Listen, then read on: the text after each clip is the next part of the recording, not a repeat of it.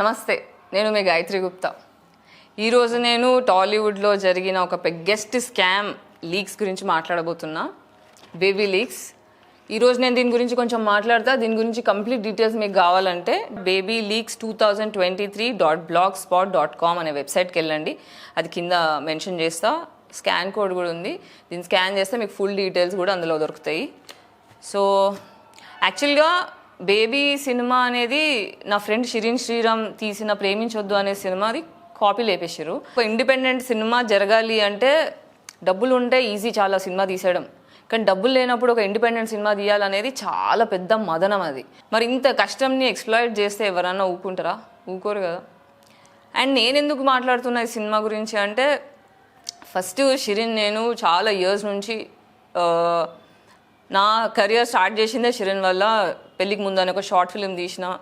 ఆ short film నుంచి నాకు ఫస్ట్ ఆర్జీ గారు త్రూ ఐస్ క్రీమ్ 2 సినిమా వచ్చింది. దాని తర్వాత సీత ఆన్ ద రోడ్ అని ఒక సినిమా వచ్చింది. సో నా లైఫ్ షార్ట్ ఫిల్మ్ నుంచి ఒక పెద్ద స్కేల్కి వెళ్ళడానికి short film has been important thing. And అక్కడి నుంచి ఏంటంటే చాలా మంచోడు షిరీన్, చాలా ప్యూర్ మెంటాలిటీ, చాలా ప్యూర్ మనసున్న మనిషి.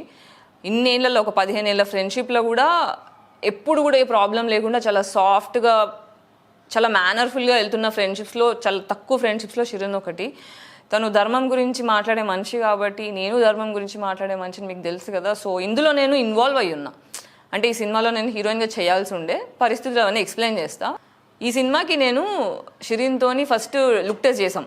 అంటే ఆడిషన్ తీసుకున్నాను. నాకు షిరీన్కి మేజర్ డౌట్ ఏముండే అంటే ఏజ్ ఫ్యాక్టర్. ఈ సినిమాలో టీన్ స్టోరీ, మరి నీ ఏజ్ మ్యాచ్ అవుతుందా కాదా అని చెప్పి ఇంటికి వచ్చి ఒకరోజు ఒక స్కూల్ డ్రెస్ తీసుకొచ్చి, నాకు అప్పుడు హెయిర్ కట్ ఉండే, విగ్ తీసుకొచ్చి ఒక మొత్తం స్కూల్ అమ్మాయిలాగా తయారు చేసి ఉండే. నాకు ఫొటోస్ చూపిస్తా.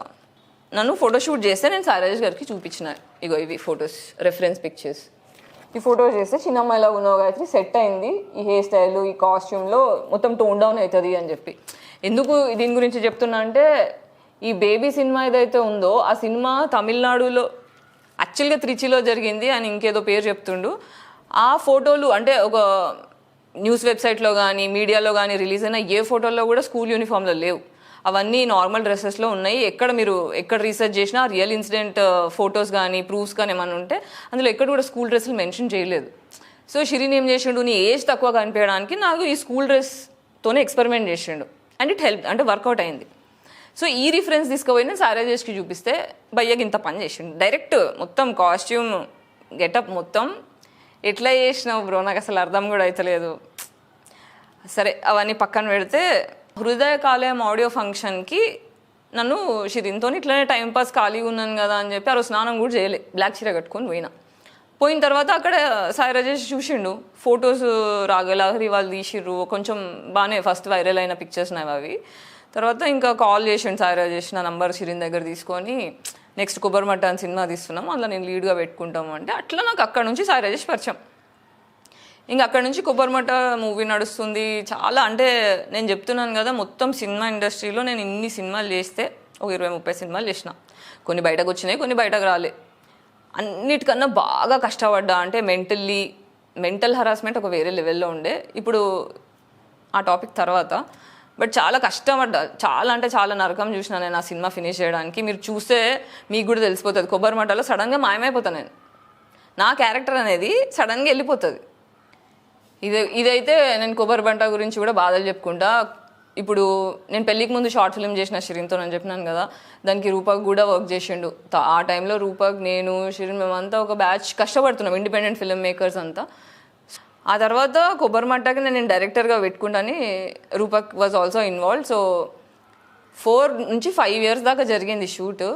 రూపక్కి 1 lakh ఏమో ప్రామిస్ చేసిండు ఇస్తా అని చెప్పి. ఒకవేళ 4 ఇయర్స్కి 1 lakh డివిజన్ చేస్తే కూడా 2,000 రూపీస్ పర్ మంత్ ఇది పేమెంట్. అది కూడా ఇయ్యలే, ₹1 కూడా చేతికి ముట్టలే. నాకు 3 లక్షలు ఇస్తాను ప్రామిస్ చేసిర్రు. సినిమా అయిపోయే లోపల 3 lakhs. నాకు 25,000 చెక్ ఇచ్చిండు ఫస్ట్, అంతే. ఇంకా మళ్ళీ నాకు ₹1 పేమెంట్ ఇచ్చింది లేదు. Mental harassment. యాక్చువల్గా ఇది నాకన్నా ఎక్కువ ఈ స్టోరీ మీద షిరీన్తోని రవికిరణ్ అని ఇంకొక ఫిల్మ్ మేకర్ ఉన్నాడు.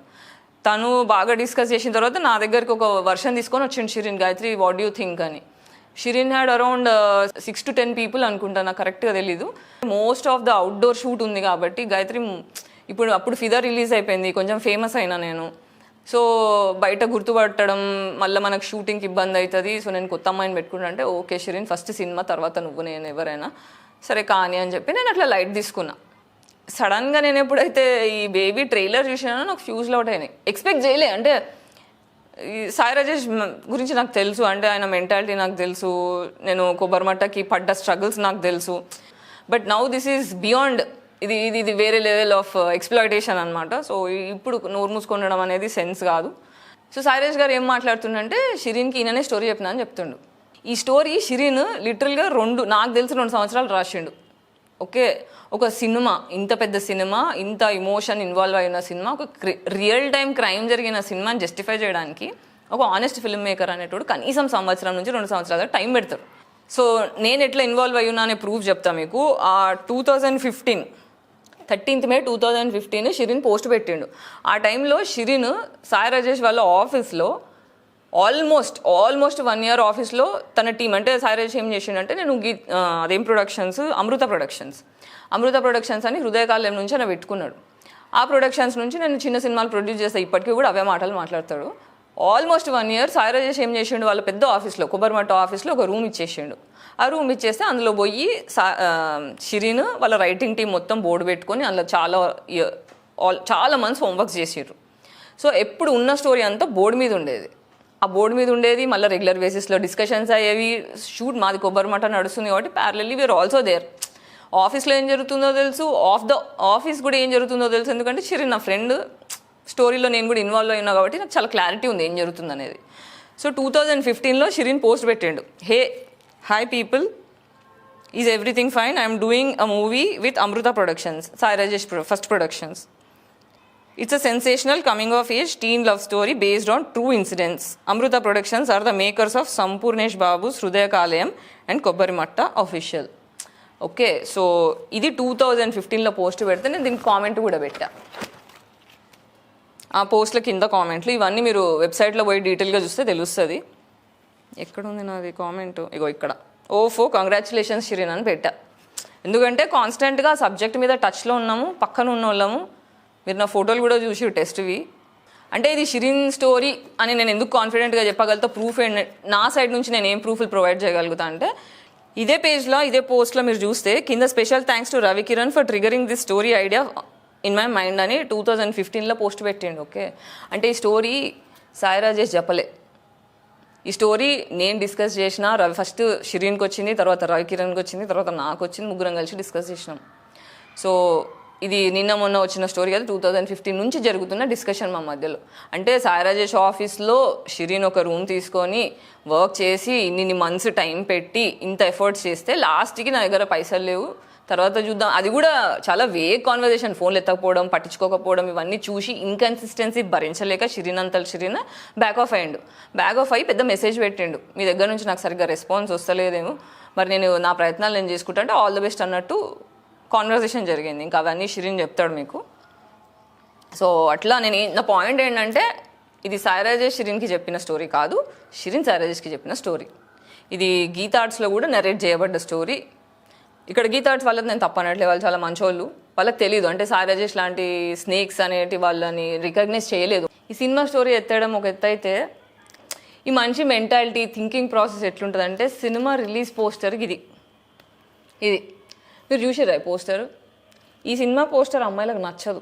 100లో 95% అమ్మాయిలకు నచ్చదు. ఈ 5% అమ్మాయిలు ఎవరైతే బేబీని సపోర్ట్ చేసిన వాళ్ళు ఉన్నారు కదా, ఒకసారి మీ మనసు మీద చేసుకొని చెప్పండి, ఈ పోస్టర్ మీకు నచ్చిందా? ఒక అమ్మాయిని మంచిగా తయారు చేయించి ఆ డ్రెస్ లోపల ఫింగర్ పెట్టిండు. This is what his mentality represents. ఇది ఆయన మెంటాలిటీ, థాట్ ప్రాసెస్. ఈ సినిమా ఏదైతే ఉందో మళ్ళీ ఇది బ్యాన్ చేపిస్తే, ఈ పోస్టర్ బ్యాన్ చేపిస్తే, సినిమా రిలీజ్ అయిపోయిన తర్వాత ఫ్యాన్ ఎవరో షేర్ చేసిరంట స్టోరీలో, అది మళ్ళీ రీషేర్ చేసిండు 25th August. అంటే పబ్లిసిటీకి ఏది పనికొచ్చినా చేస్తారా ఒక ఆడపిల్ల? ఎందుకంటే నాకు ఎందుకు కాలుతుందంటే, ఇది ఒక బస్తీలో జరిగిన స్టోరీ. ఒక ఇన్నోసెంట్ టీన్ ఏజ్ వాళ్ళ గురించి మాట్లాడుతున్నప్పుడు ఎంత జాగ్రత్తగా, ఎంత సెన్సిటివ్గా హ్యాండిల్ చేయాలి సిచ్యువేషన్. ఈ సినిమా రిలీజ్ అయిన తర్వాత అమ్మాయి పోస్టర్లని చెప్పులతో కొట్టింది జరిగింది. న్యూస్ మీ అందరికి తెలిసిందే. అంటే ఒక అమ్మాయిని ఎంత డిగ్రేడ్ చేస్తే చెప్పులతో కొట్టిస్తే సినిమాకి అది వర్కౌట్ అవుతుందనే పాయింట్ని వాడుకున్నారు. దిస్ ఈజ్ ఇన్సల్ట్ ఆన్ ఆడపిల్లల మీద ఇన్సల్ట్, ఫిల్మ్ మేకర్గా ఆయన చేసుకున్న ఇన్సల్ట్. ఒక ఫిల్మ్ మేకర్ ఇట్లాంటి చీప్ స్టంట్లు వేయకూడదు. తెలుగు ఇండస్ట్రీ అనేది చాలా బ్యూటిఫుల్ ప్లేస్ అబ్బా. స్టోరీ టెల్లింగ్ అనేది ఇట్స్ నాట్ జోక్.